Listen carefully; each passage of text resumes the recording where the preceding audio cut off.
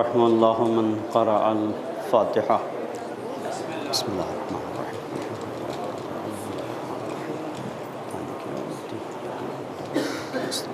صراط المستقیم صراط الذین غیر المغضوب علیہم ولا الضالین۔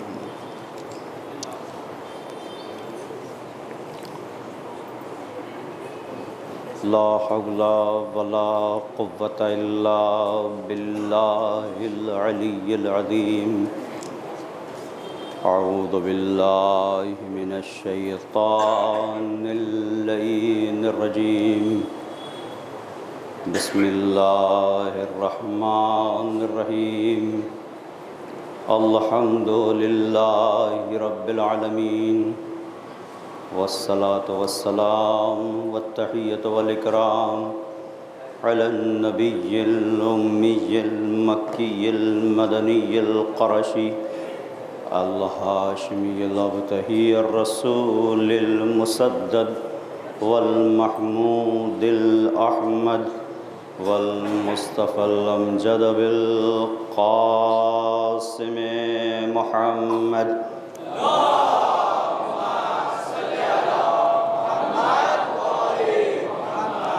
وعلى آلہ الطیبین الطاہرین المعصومین المظلومین، لا سیما بقیۃ اللہ الأعظم فی الأرضین، ولعنۃ اللہ علی اعدائہم اجمعین، من لیلنا ھذا الی قیام یوم الدین۔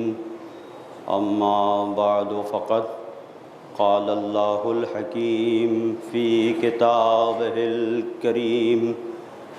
بسم اللہ الرحمن الرحیم۔ یا ایھا الذین آمنوا استجیبوا للہ وللرسول اذا دعاکم لما یحییکم واعلموا ان اللہ یحول بین المرء وقلبہ وَأَنَّهُ إِلَيْهِ تُحْشَرُونَ۔ صلوات پڑھ دیں محمد۔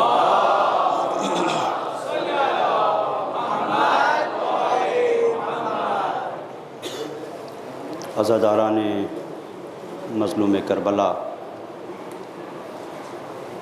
محبت حسین سے لبیک یا حسین تک کے عنوان کے تحت مسلسل آپ کی خدمت میں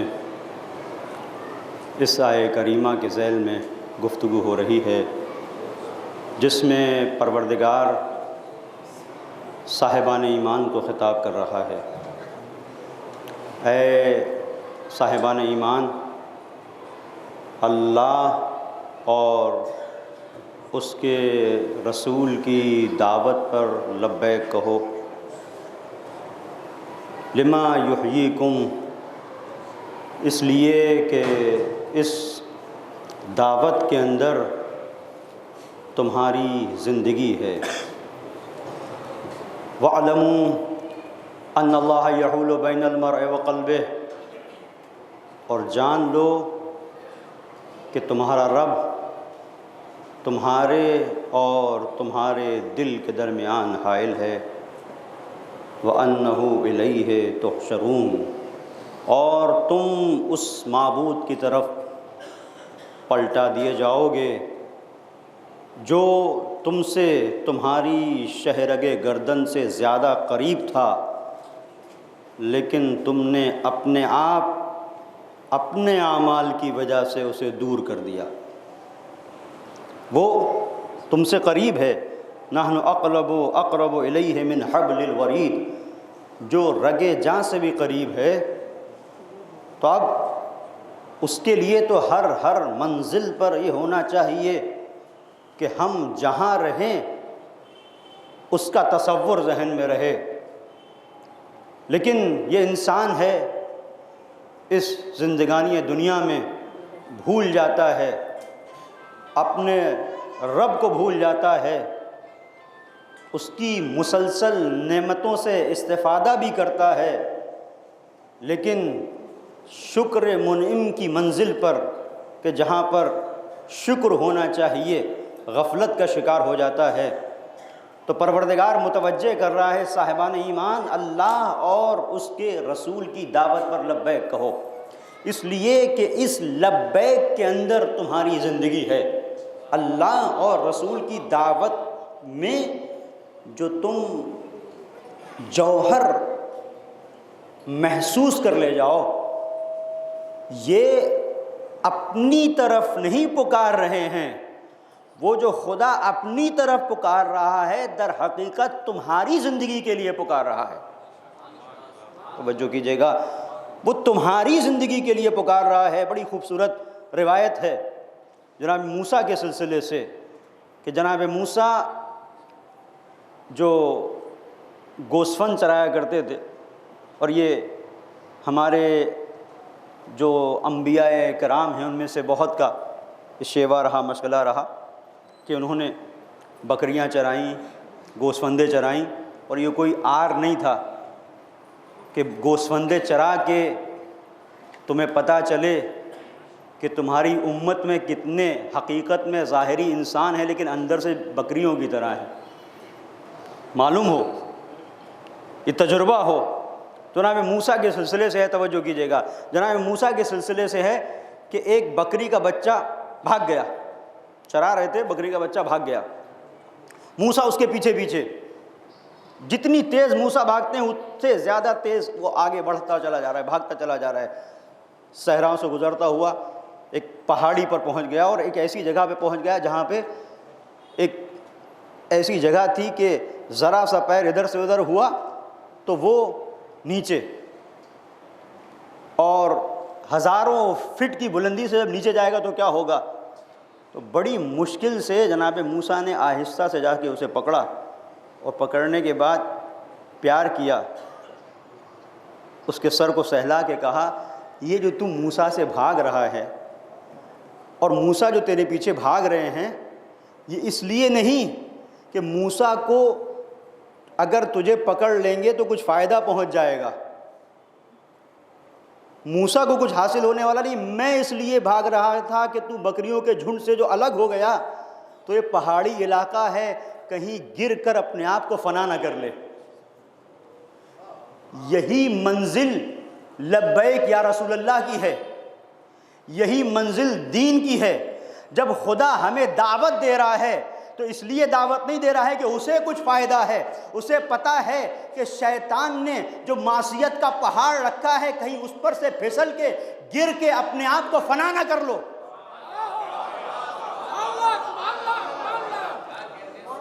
اس لیے ہدایت کے اوپر اصرار ہے، اور یہ فرش عزا، یہ عزاداری در حقیقت ہمیں بتاتی ہے کہ کیسے ہمیں اللہ اور رسول کی دعوت پر لبیک کہنا ہے۔ یہ فرش عزا جس منزل پر ہمیں لے کے آتی وہ یہی ہے کہ ہم بار بار جو ہر سال، یوں تو ساری زندگی ہم اس غم کے سائے میں پروان چڑھتے ہیں، ہماری زندگی یہی ہے، یہ غم ہماری حیات ہے۔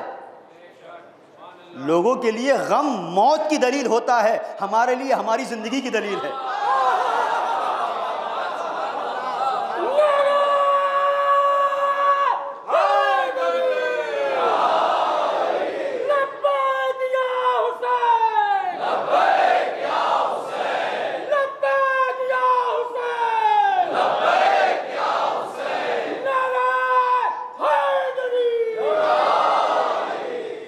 اس لیے کہ ہم نے زندگی کا سلیقہ اسی غم کے سائے میں سیکھا ہے، اور جو کچھ حقیقت حیات سے ہم آشنا ہوئے اسی فرش عزا سے ہوئے۔ اخلاق ہم نے فرش عزا سے سیکھا، ایثار کرنا فرش عزا سے سیکھا، سچائی کا درس فرش عزا سے لیا، خیانت نہ کرنا فرش عزا سے سیکھا۔ یہ سب فرش عزا کا درس ہے جو ہم اس فرش عزا سے سیکھتے ہیں، اور یہ ساری چیزیں وہ ہیں جو حقیقت حیات کو بتاتی ہیں۔ اس لیے کہ اللہ اور رسول نے جو بلایا ہے وہ ہماری زندگی کے لیے بلایا ہے، اور ہماری زندگی کا اصلی مفہوم یہ فرش عزا سے واضح ہوتا ہے۔ اور اسے اگر سمجھنا ہے تو آپ بزرگان، مراجع کرام، وہ شخصیتیں کہ جنہوں نے اپنی زندگی گزاری ہے علم کی راہ میں، عمل ان کا بتاتا ہے ان کی زندگی کا عمل بتاتا ہے کہ کتنی پاکیزگی کے ساتھ وہ جیے ہیں۔ ایک صلوات پڑھیں محمد و آل محمد پر۔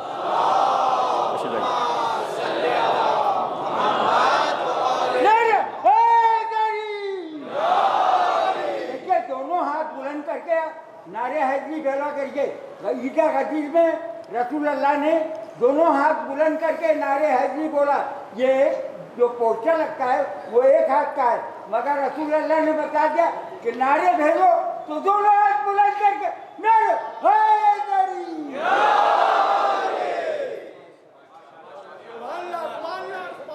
رسول نے ایسے دونوں ہاتھوں کو بلند کیا۔ اب یہ بھی دیکھیں، فرش اعضا ہمیں سکھاتا ہے، ہمیں ماتم کرنا ہے عزیزوں تو ماتم کرنے کے لیے ہاتھ آزاد ہونا چاہیے۔ یہ آزاد ہاتھ بتاتے ہیں ہمارا تعلق بندھے ہوئے ہاتھوں سے نہیں ہے، غدیر کے میدان سے ہے۔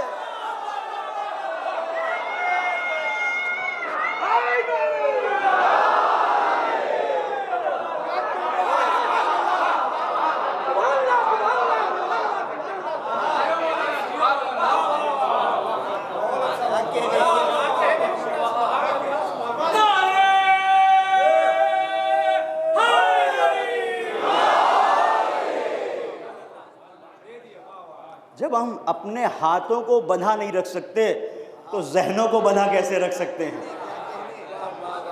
ہمارے وجود کے اندر غدیر ہے اور یہی غدیر ہمیں کربلا تک لے کے آتی ہے۔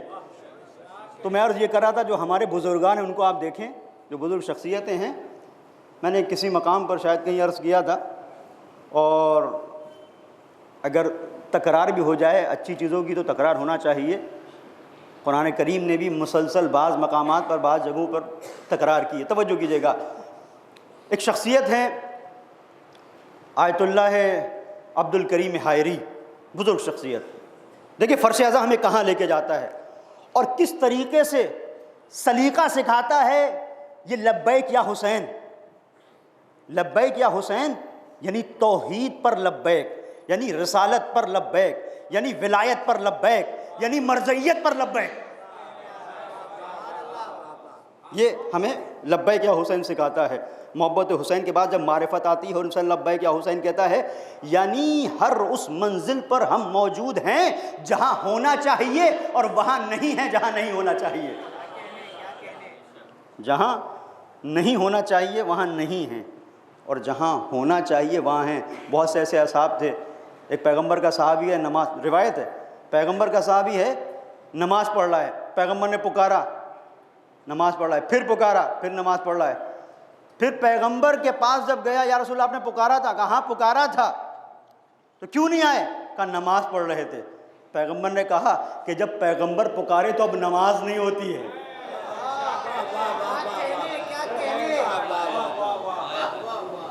اب نماز کی منزل نہیں، جہاں پیغمبر، چونکہ پیغمبر خود جانتے ہیں یہ کیا کر رہا ہے، اس کے بعد بھی اگر پکار رہا ہے تو اب تمہاری نماز یہ ہے کہ دیکھو پیغمبر کیا کہہ رہا ہے۔ عزیزوں اس دور میں حقیقی حج وہ تھا کہ دیکھتے کہ حسین کیا کر رہے ہیں۔ حقیقی حج کربلا میں ادا ہوتا۔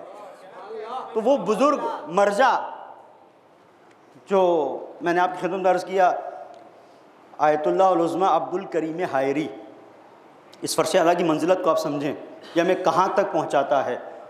چونکہ جو کچھ ہمارے پاس ہے، اس قوم کا جو بڑا سرمایہ ہے یہی فرش اعضا ہے۔ ماں کی آغوش سے لے کر لحد تک کسی منزل پر اگر ذکر حسین نہ ہو تو ہمیں اپنی زندگی ویران نظر آتی ہے۔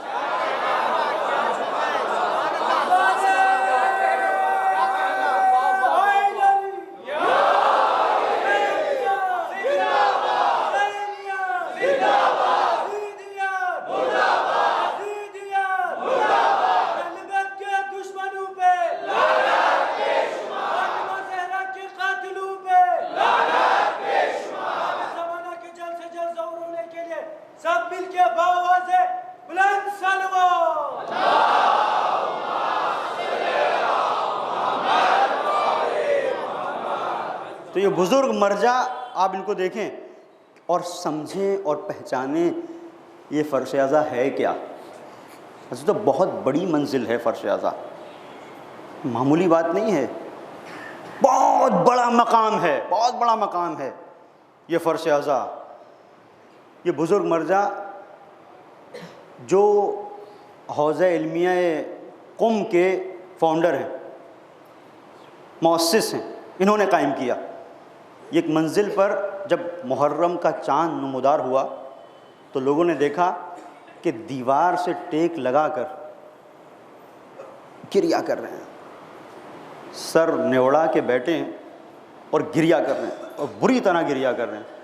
تو بعض لوگوں نے سمجھا کہ محرم کا چاند نمودار ہوا ہے اس لیے گریا ہو رہا ہے۔ شاگرد آئے، تعزیت پیش کی، لیکن ان کا گریا تھما نہیں۔ کہا کہ اتنا رونے کا سبب کیا ہے؟ کہا رونا اس لیے ہے کہ حکومت وقت نے، شہنشاہ کی حکومت تھی اس وقت انقلاب سے پہلے، حکومت وقت نے پابندی لگا دی ہے عزاداری پر۔ تو میں سوچ رہا ہوں کیا ہوگا۔ اب پوری توجہ کیجیے گا، ہمارے یہاں پر بھی ایک انحرافی فکر جنم لے رہی ہے، اور اس میں یہ بات ہوتی ہے کہ بھائی یہ سارا اتنا فوکس اس عزاداری کو کیوں، اتنی توجہ اس عزاداری پہ کیوں؟ تو اس کا جواب یہاں مل رہا ہے، توجہ کیجیے گا۔ تو وہاں پر بھی کسی نے قریب ہو کے ان کے شاگرد نے کہا کہ پابندی لگا دی ہے حکومت نے، لیکن کیوں اتنا پریشان ہیں؟ دین خدا پر تو پابندی نہیں لگی۔ دیکھیں ایسا ہوتا ہے نا، کبھی خدا نہ خواستہ کہیں ایسا ہو جائے، ہمارے یہاں ہم ہر سال خاص طور پر ہر ایک گھر میں ایک خاص انداز ہوتا ہے کہ ہمیں محرم ایسے منانا ہے، اور خدا نہ خواستہ کوئی ڈسٹربنس آ جائے، کسی کی طبیعت خراب ہو جائے، کچھ ہو جائے، تو وہ شخص جو واقعی عزادار ہے پریشان رہتا ہے۔ اس کے دوستوں کو پتہ نہیں ہوتا، وہ کہتے ہیں کیوں اتنا پریشان ہو؟ وہ سمجھتے ہیں کہ شاید یہ گھر میں جو ایکسیڈنٹ ہو گیا یا کوئی مریض ہو گیا اس کی وجہ سے۔ وہ کہتا ہے نہیں، بات یہ نہیں ہے، بات وہ ہے جو تمہیں جتنا بھی سمجھاؤں تم سمجھ نہیں سکتے۔ اس لیے نہیں پریشان ہے کہ بیماری اور آزاری اور یہ سارے مسائل تو لگے رہتے ہیں، اس لیے پریشان ہیں کہ جس طریقے سے گریے کا حق ہے فلاں مشکل کی وجہ سے ادا نہیں کر سکتے، اور یہ ہماری طہارت باطنی کی دلیل ہے۔ اب پوری توجہ کیجیے گا۔ تو یہاں پر اس شاگرد نے آگے بڑھ کے ہاتھوں کو جوڑا کہ حضور آپ نے تو اتنے بڑے حوضے کی بنیاد رکھی ہے، دین خدا تو تعطیل نہیں ہوا، دین خدا پر تو پابندی نہیں ہے، نماز پہ تو پابندی نہیں ہے، روزے پر بھی پابندی نہیں ہے، تلاوت قرآن پر بھی پابندی نہیں ہے، یہ سارے اعمال جو دین کے عنوان سے ہیں آپ تو انجام دے سکتے ہیں، اتنا گریے کی ضرورت کیا ہے؟ صرف عزاداری ہی پہ تو پابندی ہے، اور عزاداری کوئی واجب عمل تو ہے نہیں، توجہ کیجیے گا، مستحب ہی تو ہے، اور مستحب پر اگر پابندی لگا دی تو کون سی ایسی پریشانی کی بات ہے؟ واجب پر تو نہیں ہے نا۔ پریشانی وہاں پہ ہوتی جو کہا جاتا کہ نماز مت پڑھو، روزہ مت رکھو، حج مت کرو، یہ ساری چیزیں دین کے فرامین پر عمل مت کرو۔ بہت خوبصورت جواب دیا ہے تاریخی، کہتے ہیں کہ مسئلہ تو یہی ہے کہ بات تمہاری سمجھ میں نہیں آئی، یہ مستحب عمل ضرور ہے، لیکن ایسا مستحب ہے جس کے دامن میں ہزاروں واجب تربیت پاتے ہیں۔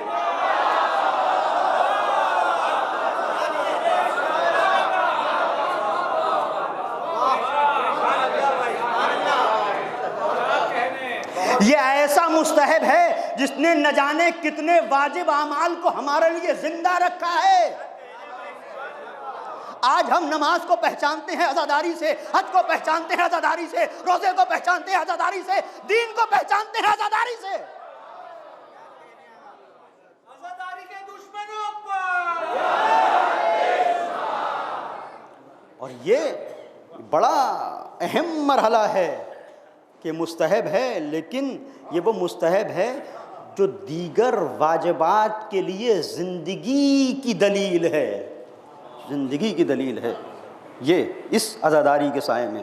اور اسی لیے پھر یہاں پر سمجھ میں آتا ہے جو امام خمینی علیہ الرحمہ نے کہا تھا کہ جو کچھ ہم نے اس انقلاب میں حاصل کیا ہے، اب یہ کمال ہے اس شخصیت کا، کہہ دیتی یہ میری رہبریت کی بنیاد کے اوپر ہے، قیادت کی بنیاد کے اوپر ہے، عوام کا ساتھ دینے کی بنیاد کے اوپر ہے، یہ میری فکر کی بنیاد کے اوپر ہے، فقاہت کی بنیاد کے اوپر ہے، میرے علم کی بنیاد کے اوپر ہے۔ نہیں، آواز دی جو کچھ ہم نے حاصل کیا اس عزاداری کی بنیاد کے اوپر حاصل کیا۔ اب سمجھ میں آیا عزیزوں، عزاداری وہ ہے کہ جس کے در پر انسان جھک جائے تو خمینی بنتا ہے۔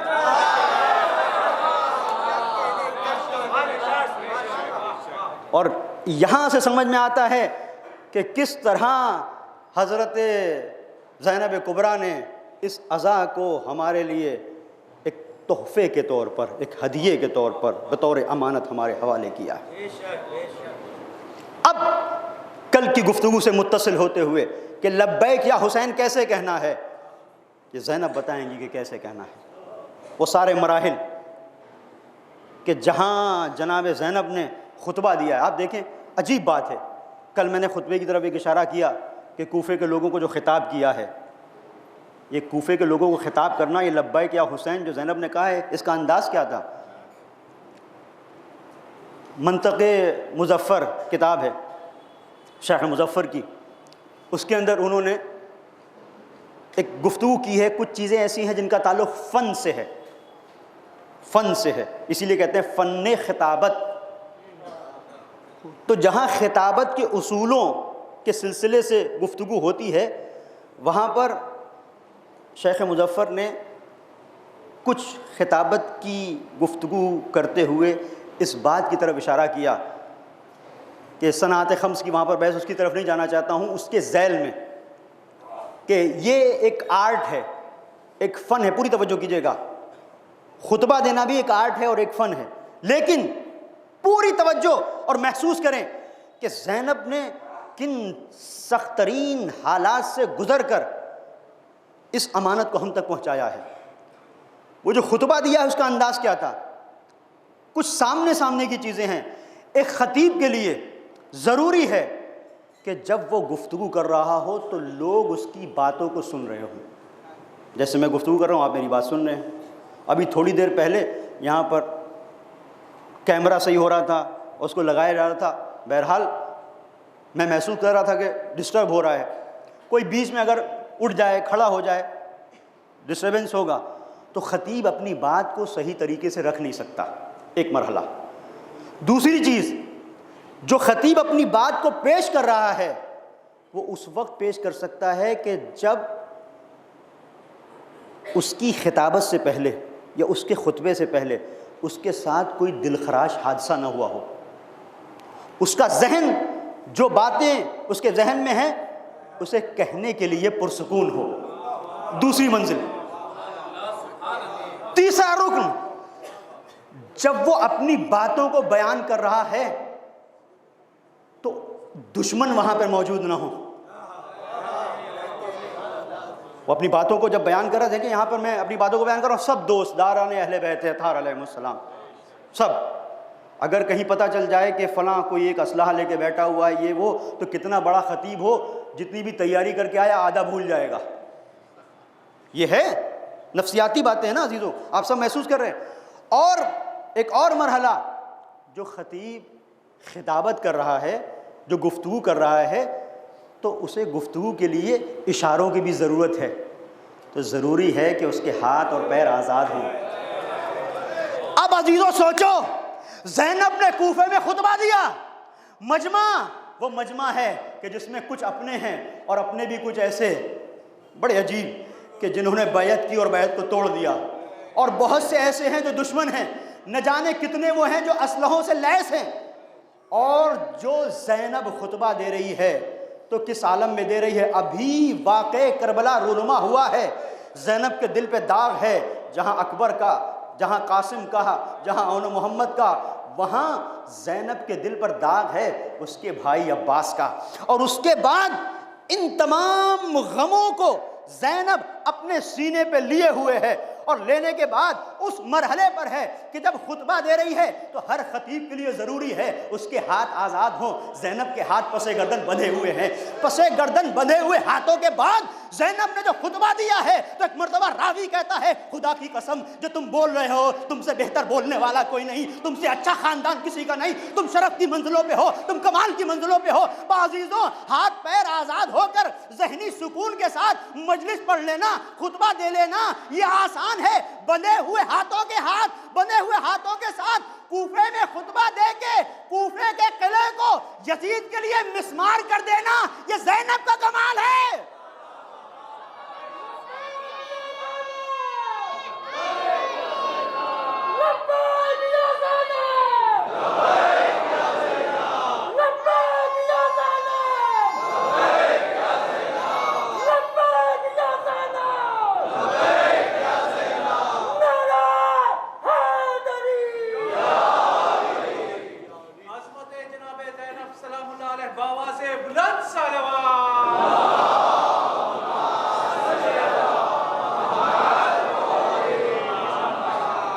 بھائی وہ بچہ جو نعرہ لگا رہا تھا اس کا نعرہ پورا ہو جانے دیں، کوئی بچہ بھی ایک نعرہ لگا رہا تھا نعرہ، ہاں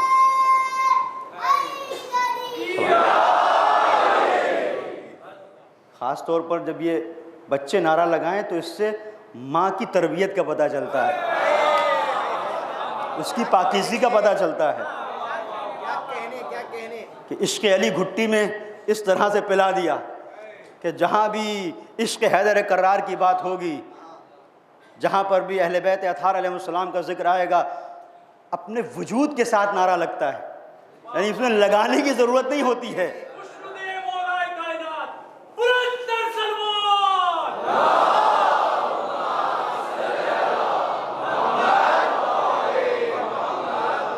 تو ایسے مرحلے پر بس دس بستہ گزارش یہ ہے کہ اگر کبھی کوئی ہمارا بچہ نعرہ لگائے اور ہم بھی لگا رہے ہوں تو تھوڑی دیر ٹھہر جائیں، اس لیے کہ اس بچے کی آواز آسمانوں میں ہم سے پہلے پہنچنے والی ہے۔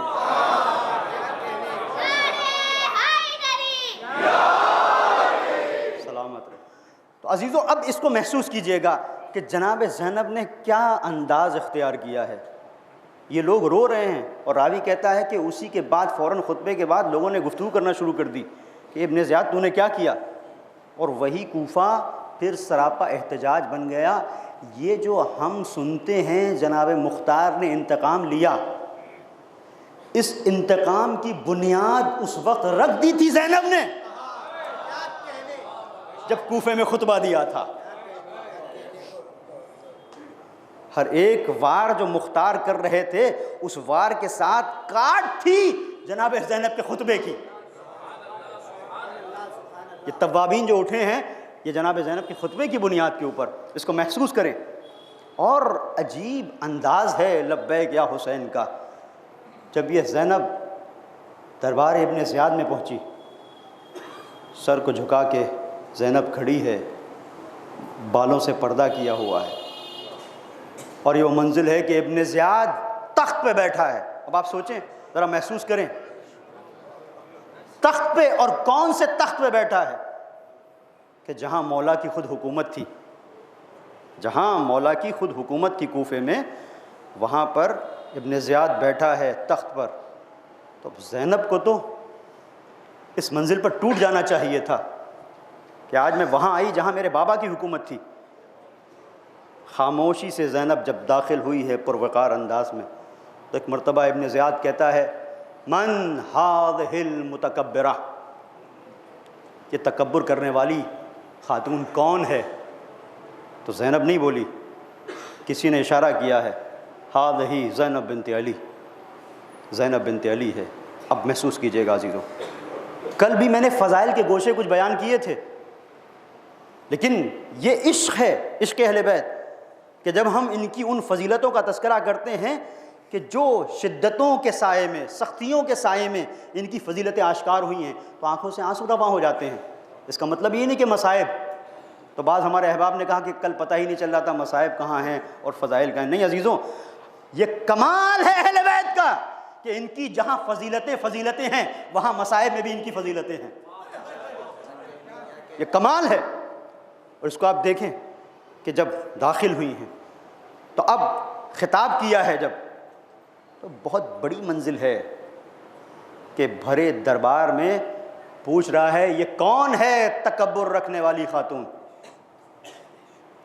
اب زینب نے یہاں پر جواب نہیں دیا، کسی نے کہا کہ یہ زینب ہے، اس منزل پر عجیب جملے کہتا ہے الحمدللہ الذی فضحکم وَأَكْذَبَ أُحْدُوثَتَكُمْ، زینب کو توڑنے کے لیے جملہ کہا، فریادیں بلند ہو جائیں زینب کی سوچ رہا تھا کہ زینب کے گریے کی آواز بلند ہوگی تو میری فتح کا اعلان ہو جائے گا۔ زینب نے کہا کہ یہ آرزو خاک ہو جائے گی۔ ادھر اس نے آواز دی، معاذ اللہ جو جملے ہیں اس کا ترجمہ اور مفہوم یہ ہے، الحمدللہ الذی فضحکم واکذب احدوثتکم، خدا کی قسم جس نے تمہیں خار و رسوا کیا۔ معاذ اللہ یہ کہتا ہے، جناب زینب سے کہہ رہا ہے، الحمدللہ الذی فضحکم واکذب احدوثتکم، جس نے تمہاری باتوں کو جھوٹا کر دیا۔ یہ زینب سے خطاب کر کے تخت پر بیٹھ کر یہ خطاب کر رہا ہے، اور زینب اسیر بنا کے لائی گئی ہے۔ کیا ہونا چاہیے تھا؟ زینب کی چیخ نکل جاتی، سامنے سر ہے، نوکے نیزہ بھائی کا سر ہے، عباس جیسے بھائی کا سر ہے، لیکن نہیں، یہ ہے لبیک یا حسین۔ ایک مرتبہ لب و لہجے کو تبدیل کیا اور سر کو اٹھا کے ایک جملہ کہا، الحمدللہ الذی کرمنا بنبیہ محمد۔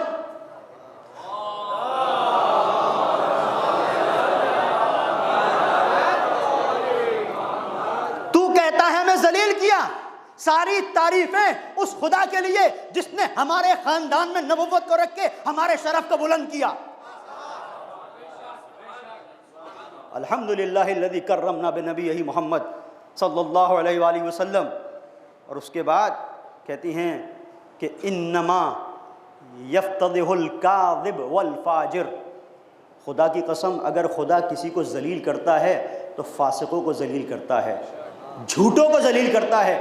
وَهُوَ غَيْرُنَا، اور وہ ہم نہیں ہے۔ پہچانو کہ وہ جھوٹا کون ہے، ہم نہیں ہیں، ہم جھوٹے نہیں ہیں۔ ہماری تربیت آیہ تطہیر کے حصار میں ہوئی ہے۔ اب اس منزل کو پہچانیں۔ اب یہاں پر آنے کے بعد پوری توجہ کیجئے گا، اب ایک اور جملہ استعمال کرتا ہے، کہتا ہے کیف رأیتی ما صنع اللہ بأخیک الحسین۔ عجیب منزل ہے، کیف رأیتی ما صنع اللہ بأخیک الحسین۔ زینب، حسین کے ساتھ جو خدا نے کیا وہ کیسا تھا؟ اب تاریخ حیران ہے کہ زینب جواب کیا دے۔ ظاہری طور پر انسان سوچ رہا ہے کہ خاتون کو جواب یہ دینا چاہیے کہ تو نے شہید کر دیا، اور پھر پوچھ رہا ہے کہ کیسا خدا نے کیا؟ شہید کر دیتا تو کافی تھا، تو نے تو لاشوں کو پامال بھی کر دیا، خیام کو جلا بھی دیا، یہ تو نے کیا کیا؟ لیکن زینب نے کوئی شکوہ اور شکایت نہیں کی۔ بات جب خدا کی تھی تو ایک مرتبہ آواز دی، جہاں تو فعل کو خدا سے منسوب کر رہا ہے تو یاد رکھ، جہاں آواز دی اس نے کہ کیف رأیت ما صنع اللہ بأخیک الحسین، تو ایک مرتبہ معرفت بھرا جملہ ارشاد فرمایا، ما رأیت الا جمیلا، جو کچھ میرے خدا کی جانب سے ہے بہتر ہے، حسین ہے، جمیل ہے۔ معرفت۔ اب پوری توجہ کیجئے گا، ہو سکتا ہے بعض ذہن پہ چوٹ لگی، یہ کیا کہہ دیا زینب نے، ما رأیت الا جمیلا، میرے خدا کی جانب سے ہے جو کچھ بہتر ہے۔ اسے انسان اگر غور کرے اور سمجھ لے تو توحید کی راہ میں ایک بڑی مشکل حل ہو جائے انسان کے لیے۔ ایک معرفت کا دروازہ ہے جو زینب نے کھولا ہے صاحبان معرفت کے لیے۔ تھوڑا سا میرا ساتھ دیجئے گا، تاریخ اپنے آپ کو بہت کچھ دہراتی بھی ہے اور تاریخ منواتی بھی ہے، بہت کچھ پہچانواتی بھی ہے۔ رسول نے 23 سال کی تبلیغی زندگی میں کہاں سے کہاں پہنچایا، اس نمونے کو دیکھیں اور زینب کے اس مفہوم کو سمجھیں جو زینب کہہ رہی تھی۔ پوری توجہ کیجئے گا، ما رأیت الا جمیلا، جو کچھ میرے خدا نے کیا بہتر کیا۔ کیا بہتر کیا؟ حسین شہید ہو گئے، یہ بہتر ہوا؟ عباس کے بازو کٹ گئے، یہ بہتر ہوا؟ علی اکبر کے سینے پہ برچی لگی، یہ بہتر ہوا؟ کہنا کیا چاہتی ہے زینب؟ اس کو سمجھیں عزیزوں، پوری توجہ۔ رسول نے 23 سال کی تبلیغی زندگی میں کیسا انقلاب پیدا کیا۔ وہ دور وہ تھا کہ چھوٹی چھوٹی باتوں پر لوگ برسہا برس لڑا کرتے تھے، اور اگر کسی نے کسی کو قتل کر دیا، انتقام میں جنگیں ہوا کرتی تھی، جنگ پہ جنگ، جنگ پہ جنگ، نسلیں گزر جاتی تھی، پتہ نہیں چلتا تھا جنگ ہو کیوں رہی ہے۔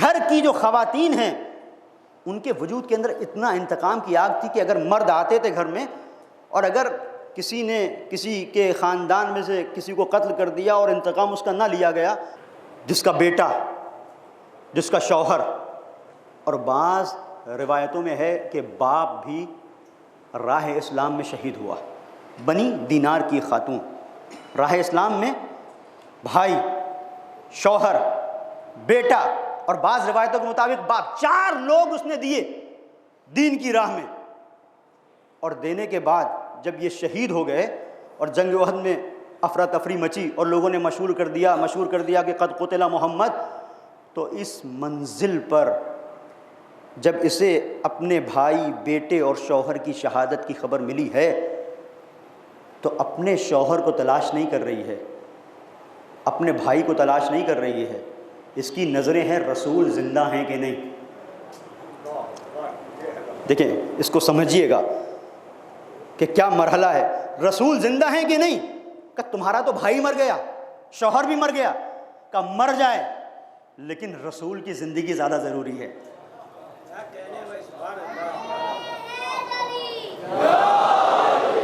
رسول کی زندگی زیادہ ضروری ہے۔ ایک اور خاتون جس کا تاریخ نے نام لکھا ہند، تاریخ نے نام لکھا ہند، یہ وہ ہند نہیں ہے جس کا تعلق بنی امیہ کے گھرانے سے ہے، یہ وہ ہند ہے کہ جو جنگ احد میں ثابت قدم رہی، جنگ احد میں ثابت قدم رہی۔ بہت عجیب واقعہ ہے جنگ احد کا، عجیب جنگ ہے جس کو کبھی اور عرض کروں گا، لیکن ابھی صرف واضح یہ کرنا ہے کہ جناب زینب نے جو جملے ارشاد فرمائے ہیں، ما رأیت الا جمیلا، یعنی کیا کہنا چاہا ہے، اس کو سمجھانے کے لیے پوری توجہ کیجیے گا۔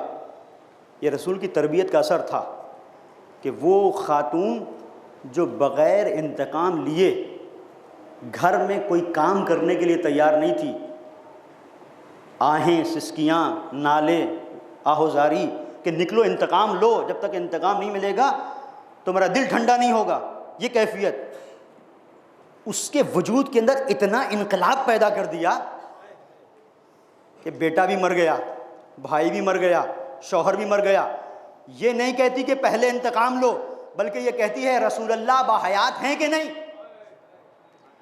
دوسری خاتون ہند، اس کے ساتھ بھی بھائی، شوہر، بیٹا، اور اس کی داستان عجیب ہے، اپنے بھائی، شوہر اور اپنے بیٹے کی لاش کو لاد کر اونٹ کے اوپر لے کے آ رہی ہے احد کے میدان سے، اور رسول کی ازواج میں سے ایک جن کا نام تاریخ میں ہے، وہ رسول کی زوجہ اس سے سوال کرتی ہیں تم کہاں سے آ رہی ہو؟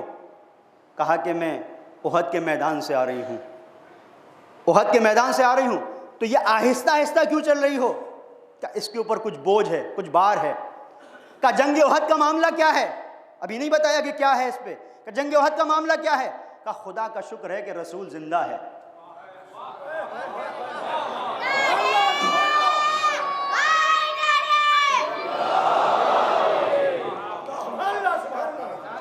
خدا کا شکر کہ اللہ کا رسول زندہ ہے۔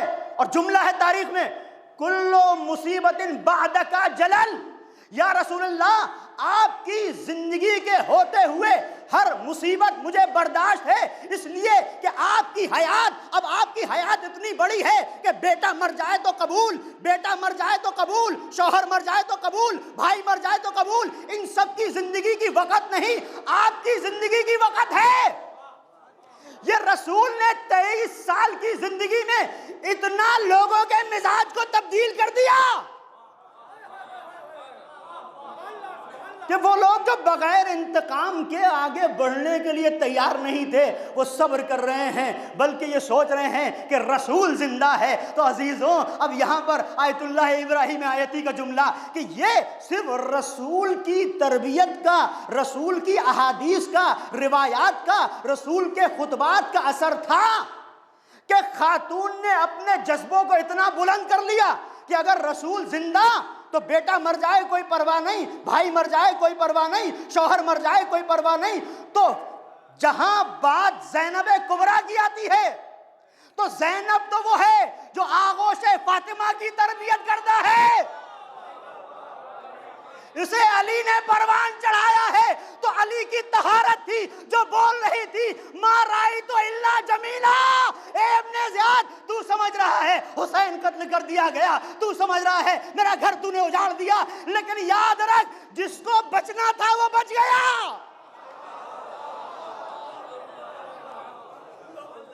وہاں پر اگر کل ایک جاہلیت کے مزاج میں پڑھنے والی پلنے والی پروان چڑھنے والی خاتون رسول کی تربیت کی بنیاد کے اوپر اس منزل پر پہنچ سکتی ہے کہ نہ اسے اپنے بھائی کا غم ہو، نہ اپنے بیٹے کا غم ہو، نہ اپنے شوہر کا غم ہو، اس لیے کہ رسول زندہ رہ جائے، تو منزل یہ ہے کہ جناب زینب آواز دے رہی ہیں ما رأیت الا جمیلا۔ حسین شہید ہو گیا تو کیا ہوا؟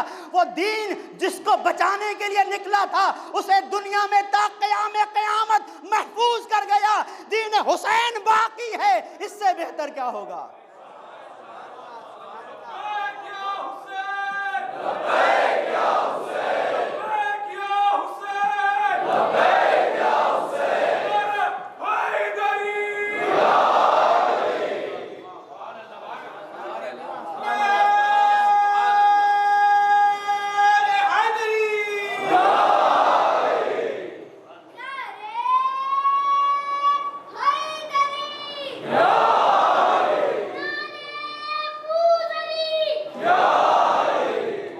تو پہچانو اس مزاج کو، یہ توحیدی مزاج ہے کہ دربار ابن زیاد میں زینب اعلان کر رہی ہے ما رأیت الا جمیلا، میں نے سب کچھ دیکھا، جو بھی دیکھا وہ اچھا دیکھا، اس لیے کہ تو یہ دیکھ رہا ہے کہ حسین کے سر کو تن سے جدا کر دیا گیا، میں یہ دیکھ رہا ہوں نہ جانے کتنے سر ہیں جنہیں حسین نے سر کٹا کے سر بلند کر دیا، وہ سر بلند رہیں گے ہمیشہ کے لیے اس دنیا میں، اس عزاداری کے سائے میں۔ تو یہ دیکھ رہا ہے کہ حسین کا سر تن سے جدا کر دیا، میں یہ دیکھ رہی ہوں کہ حسین نے سر کٹا دیا لیکن دین الہی پر آنچ نہ آنے دی۔ اور بہت بڑی منزل ہے، پیغمبر کی عظمت کس لیے ہے؟ اس لیے کہ خاتم المرسلین ہیں۔ خاتم المرسلین کیا مطلب؟ یعنی آخری نبی۔ دین کی بنیاد کے اوپر اہمیت ہے پیغمبر کی، یہ دین لے کے آئے۔ تو حسین وارث انبیاء ہے، حسین نے جس چیز کو بچایا ہے وہ دین ہے، دین خدا بچ گیا۔ اس لیے زینب آواز دے رہی ہے جو کچھ دیکھا میں نے اچھا دیکھا۔ ہاں دین پر حرف آتا تو یہ منزل تھی، یعنی بتانا یہ چاہتی ہے زینب کہ اصل منزل یہ ہے کہ جہاں پر دین خدا آواز دے رہا ہو، جہاں پر رسول خدا آواز دے رہے ہوں، وہاں پر تم ثابت قدم ہو، وہاں پر ڈٹے رہو، یہ منزل ہے۔ اور اسی کو آپ دیکھیں سید الشہداء نے کس حسین انداز میں کربلا میں واضح کیا ہے کہ جہاں پر حسین اپنی مصیبتوں کا تذکرہ نہیں کرتے، جہاں پر حسین کہتے ہیں پروردگار حسین سب کچھ برداشت کر لے گا، یہ سوچ کے کہ جو کچھ ہو رہا ہے وہ تیری نظروں کے سامنے ہو رہا ہے۔ ہاتھوں پر ننھے شیرخوار کی لاش ہے اور حسین آواز دے رہے ہیں لیس عز علی لانک ترا، میرے پروردگار بہت محبت ہے علی اصغر سے، بہت چاہتا ہوں، اور بچوں سے تو سب کو محبت ہوتی ہے، اور حسین امام وقت ہے، اور امام کے تمام تر کمالات اپنی آخری حدوں پر ہوتے ہیں۔ جو انسان کے وجود کے اندر جذبات ہوتے ہیں، یہ جذبات اپنی جگہ، امام کے اندر یہ جذبہ مکمل عروج پر ہوتا ہے۔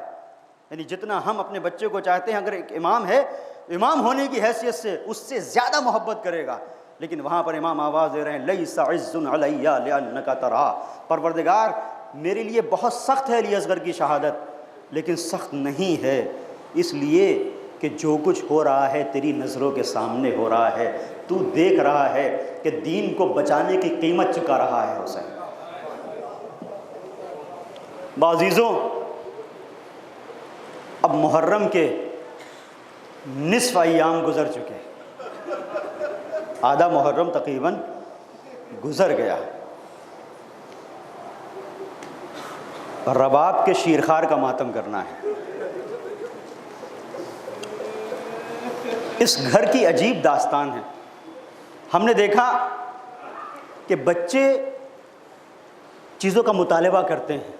کوئی جو چھوٹا بچہ ہو عموماً مختلف چیزوں کو کبھی انہیں کچھ چاہیے، کبھی انہیں کچھ چاہیے، کبھی انہیں کچھ چاہیے. یہ بچوں کی عادت ہوتی ہے. بچے کھلونا مانگتے ہیں، بچے ٹافیاں مانگتے ہیں، بچے چاکلیٹ مانگتے ہیں، بچے کچھ مانگتے ہیں، چیزوں کو مانگتے ہیں. ہم نے کہیں نہیں دیکھا کہ بچہ کچھ دے. عجیب منزل ہے یہ. اس گھر کا باب الحوائج ہے، جو مانگتا نہیں دیتا ہے. اسے باب الحوائج کہا گیا. الاصغر باب الحوائج. آؤ اس طرح سے چلیں. آپ نے بچوں کو دیکھا ہوگا عزیزوں، کبھی آپ بچے کے چھوٹے سے ہاتھ میں اپنا ہاتھ دیں، انگلی دے دیں، بہت مضبوطی کے ساتھ پکڑ لیتا ہے بچہ. ایک جملہ کہہ رہا ہوں عزیزوں، آؤ اس منظر کو یاد کرو کہ حسین ننھے سے بچے کو لے کر اشقیاء کے درمیان کھڑا ہے اور آواز دے رہا ہے کہ اس بچے کو 2 قطرے آپ دے دو. وہ تصور میں لے کے آؤ اور کچھ ایسا کرو کہ تمہاری انگلی اصغر تھام لے. جیسے بچے انگلی پکڑ لیتے ہیں نا، اصغر نے انگلی پکڑ لی تو مسئلہ بڑا حل ہو جائے گا. اب منزل نجات ہماری ہے، اب کامیابی ہمارا مقدر ہے. بعضیدوں جب سخت ترین مرحلہ ہوتا ہے انسان اپنوں کو یاد کرتا ہے. سید الشہداء نے جہاں تمہیں یاد کیا وہ ایک منزل یہ ہے، شیعتی مہما شربتم ما عذب فاذکرونی. میرے شیعوں جب کبھی ٹھنڈا پانی پینا تو حسین کی پیاس کو یاد کرو. او سمعتم بے قتیل او غریب فاندبونی. میرے شیعوں اگر کہیں سننا کسی کو ستا کے رولا رولا کے مارا گیا تو مجھے یاد کر لینا، میرے اوپر آنسو بہا لینا. لیتکم فی یوم عاشورا جمیعا تنظرونی. عجیب جملے ہیں یہ. جملے کس حالت میں کہے ہیں؟ جب حسین کے ہاتھوں پر ننھا شیرخوار ہے، اس کو ہاتھوں میں لیے ہوئے حسین اپنوں کو نہیں تمہیں یاد کر رہا ہے. لیتکم فی یوم عاشورا جمیعا تنظرونی. اے میرے شیعوں کاش کربلا میں ہوتے. لیتکم فی یوم عاشورا جمیعا تنظرونی کیف استسقی لطفلی فابوا ان یرحمونی. تو دیکھتے کہ کیسے تمہارا مولا اپنے ننھے سے فرزند کو لے ہوئے پانی کا سوال کر رہا تھا.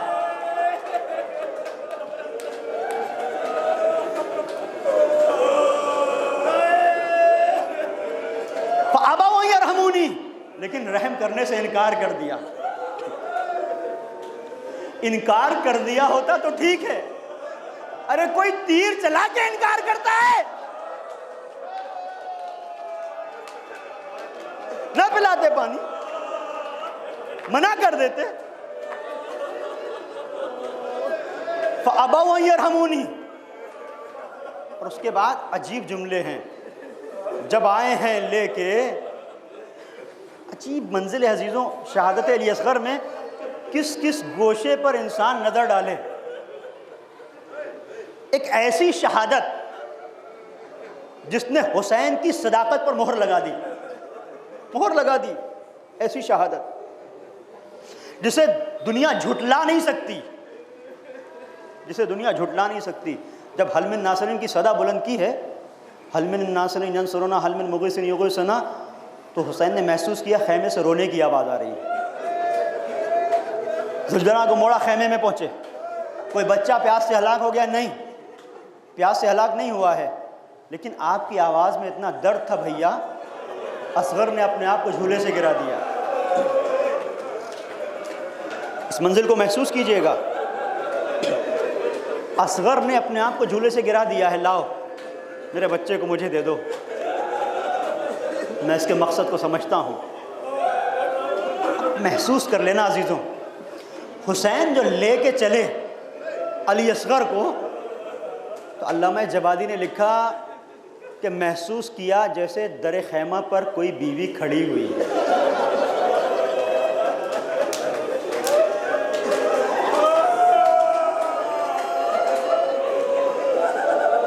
بیوی کھڑی ہوئی ہے.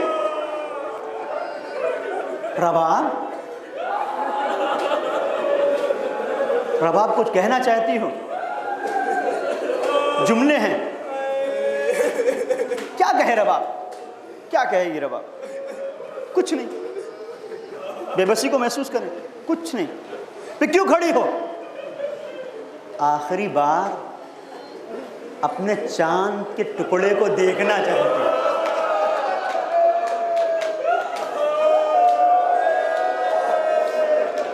جزاکم ربکم خیر الجزا. خدا کسی غم میں نہ رلائے سوائے غم حسین. ایک ماں کی مجبوری کو دیکھیں, اس کی ممتا کو دیکھیں. لے کے جا رہے ہیں, آخری بار دیکھنا چاہتی ہوں. ماہرین نفسیات کہتے ہیں کہ ایک ماں اپنے بیٹے سے بڑی محبت کرتی ہے, اور محبت کا کمال یہ ہے کہ 3 مقامات ایسے ہیں کہ ماں تڑپ جاتی ہے اگر اس کے بیٹے کے ساتھ کچھ ایسا ہو. پہلی منزل,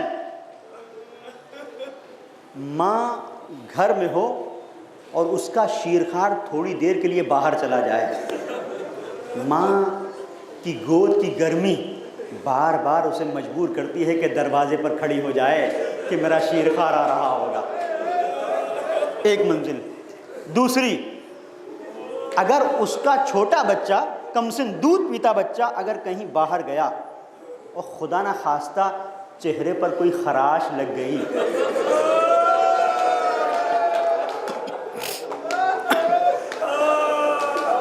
بچے کو دیکھتی ہے بے ساختہ, کبھی ماتھے کا بوسہ لیتی ہے, کبھی رخسار کو چومتی ہے, کبھی لبوں کا بوسہ لیتی. میرے لال تجھے کیا ہو گیا, کہاں چلا گیا تھا, چوٹ تو نہیں لگی؟ یہ چوٹ مجھے لگ جاتی, تیرے رخسار پر نشان نہ ہوتا. یہ دیکھا ہے نا, یہی ہوتا ہے نا. تیسری منزل, ماں کا بچہ کہیں باہر گیا ہو اور بھوکا اور پیاسا ہو, ماں تڑپ جاتی ہے, اسے چین نہیں ملتا, در و دیوار سے ٹکراتی ہے. کچھ ایسا ہو جائے کہ بچے تک کھانا پہنچ جائے, پانی پہنچ جائے. سوچو کیسی ماں ہے.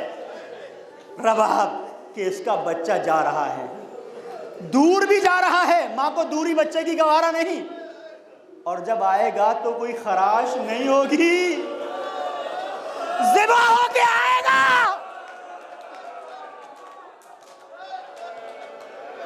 جب آئے گا پیاسا ہے, پانی پی کے نہیں آئے گا.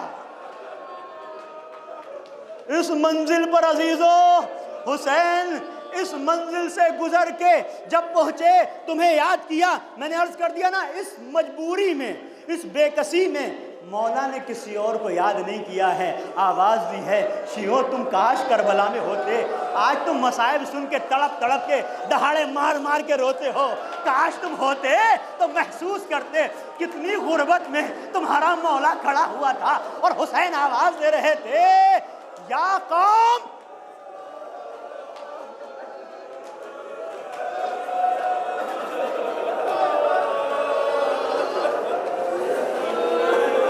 خدا کسی غم میں نہ رلائے سوائے غم حسین. آواز دے رہے تھے, یا قوم ان لم ترحمونی ارحموا ھذا الطفل. اے قوم, اگر تمہیں میرے اوپر رحم نہیں آتا, اس بچے کے اوپر تو رحم کرو. اما ترونہ کیف یتلذذ شانا, تم نہیں دیکھتے کیسے یہ اس مچھلی کی طرح تڑپ رہا ہے جسے پانی سے نکال دیا گیا.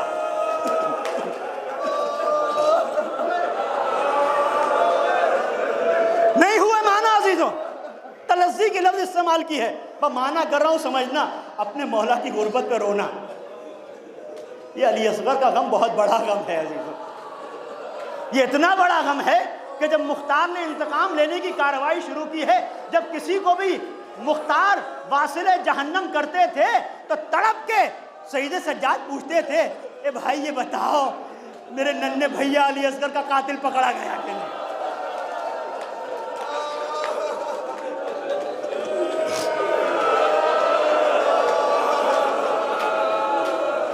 جزاکم ربکم خیر الجزا۔ عزیزوں، یہ سوچنا جب گریہ آئے، آنسو نکلے، فریاد نکلے، تو سوچنا کہ جہاں رومال زہرا میں تمہارے آنسو جائیں گے، وہیں اس ننھی سکینہ کی تسکین قلب کا سبب بھی ہو جائیں گے۔ جو اصغر گیا تھا تو انتظار کر رہی تھی، لیکن جب آیا تو کس عالم میں آیا؟ تو سب سے پہلے سکینہ نے دیکھا ہے عالم کیا تھا علی اصغر۔ اما ترونہ کیف یتلذی، تم نہیں دیکھتے کہ کیسے تڑپ رہا ہے؟ تلذی کے معنی علماء نے کیے کہ جب مچھلی کو پانی سے نکالا جاتا ہے 3 حالتیں ہوتی ہیں۔ جب پانی سے مچھلی کو نکالا جاتا ہے، مچھلی کبھی اوپر جاتی ہے، کبھی نیچے، کبھی اوپر کبھی نیچے، اور جب اس مچھلی کے اندر اتنی بھی طاقت نہیں ہوتی اوپر جائے نیچے، تو مچھلی کروٹیں بدلتی ہے، کروٹیں بدلتی ہے، کبھی اس کروٹ کبھی اس کروٹ، کبھی اس کروٹ کبھی اس کروٹ۔ یہ بھی تلذی نہیں ہے۔ پھر مولا کہنا کیا چاہتا ہے؟ یعنی کوئی تو بڑی منزل ہوگی تو کیا تمہیں یاد کیا؟ کسی اور مقام پہ یاد نہیں کیا؟ علی اکبر کے سینے پہ برچی کا پھل لگا، تمہیں یاد نہیں کیا؟ عباس کے بازو اٹھائے کٹے ہوئے، تمہیں یاد نہیں کیا؟ قاسم کی پامال لاش کو لے کے آئے، تمہیں یاد نہیں کیا؟ اس کا مطلب بہت سخت منزل تھی۔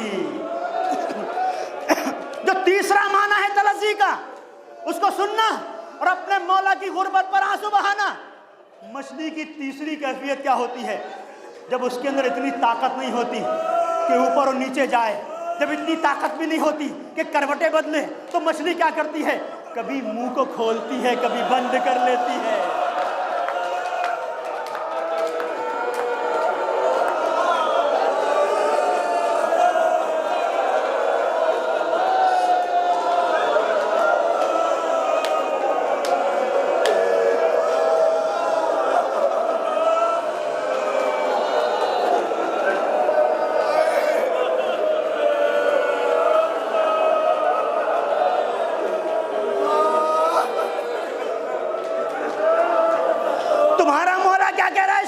کہہ رہا ہے میرے علی اصغر میں اب اتنی طاقت نہیں کہ کروٹیں لے سکے، بھائی اتنی طاقت ہے میرا ننھا شیر خان میرے سامنے منہ کو کھولتا ہے اور بند کر لیتا ہے۔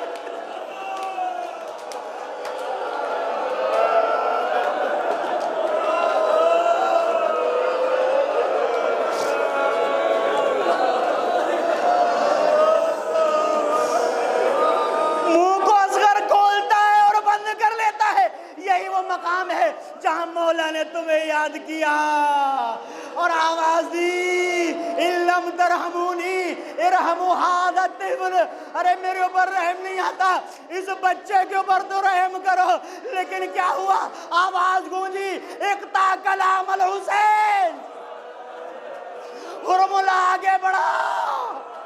اب عجیب منزل ہے، اس گھڑی تھی ہر شقی کی آنکھ نم، حرملہ نے جب بڑھائے تھے قدم، غیرت انسانیت بولی کے تھم، رک گیا تھک کر محرک کا قلم، ارے غیرت انسانیت بولی کے تھم، حرملہ پہلے تو اپنا تیر دیکھ پھر گلوئے اصغر بیشی۔ بازی تو اب میں نہیں پڑھ سکتا، تیر چلا، فَيَنْقَلِبَ السَّبِيلُ عَلَى يَدَيِ الْإِمَامِ، سلامت رہو۔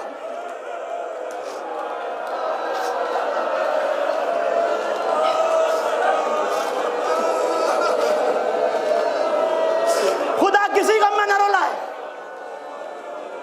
ایسے ہی حق ہے علی اصغر کا۔ یہی انداز ہونا چاہیے. اب عجیب منزل ہے، بچہ امام کے ہاتھوں پہ منقلب ہو گیا. آپ نے اب تک دیکھا آخری ضرب جب بھی کسی کے لگی کسی نے کہا یا مولا. بہت حساس جملہ ہے عزیزو. دل پہ چوٹ لگے تو یا زہرا کہہ کے رونا. جب عباس کے سر پہ گرز لگا یا مولا ادرکنی، مولا مدد کیجئے. علی اکبر کے سینے پہ برچی لگی، یا بتا علیکہ من السلام، سلام کیا.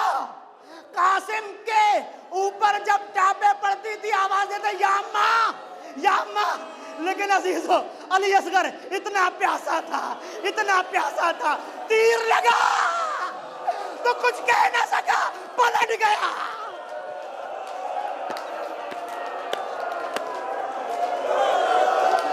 پلٹ گیا بچہ،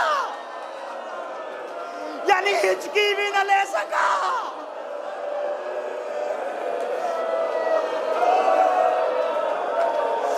سلامت رہو.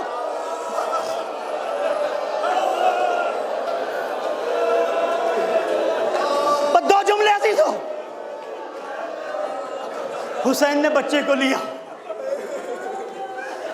اب ایک منزل تھی، امامت کہہ رہی تھی حسین آگے بڑھو، ذمہ داری کو ادا کرو. باپ کا دل تھا جو کہہ رہا تھا حسین کیسے جاؤ گے. رباب در خیمہ پہ ہے، یہی تو کشمکش تھی. لیکن لبوں پہ جملے تھے انا للہ و انا الیہ راجعون. 7 قدم آگے بڑھے، 7 قدم پیچھے ہٹے. عزیزو یہیں پر میں سلام کروں گا سکینہ کی عظمت کو. سکینہ صرف ایک معصوم بچی نہیں ہے، نباز فطرت امامت ہے. سکینہ کو پتا ہے میرا ننھا بھیا گیا ہے تو پانی پی کے واپس نہیں آئے گا. پتا ہے نا. تو آپ نے سنا ہے نا کہ سکینہ در خیمہ پہ آئی اور سکینہ نے کہا کہ میرا ماجایا پانی پی کے آ گیا، بابا میں پیاسی رہ گئی. بات یہ نہیں ہے.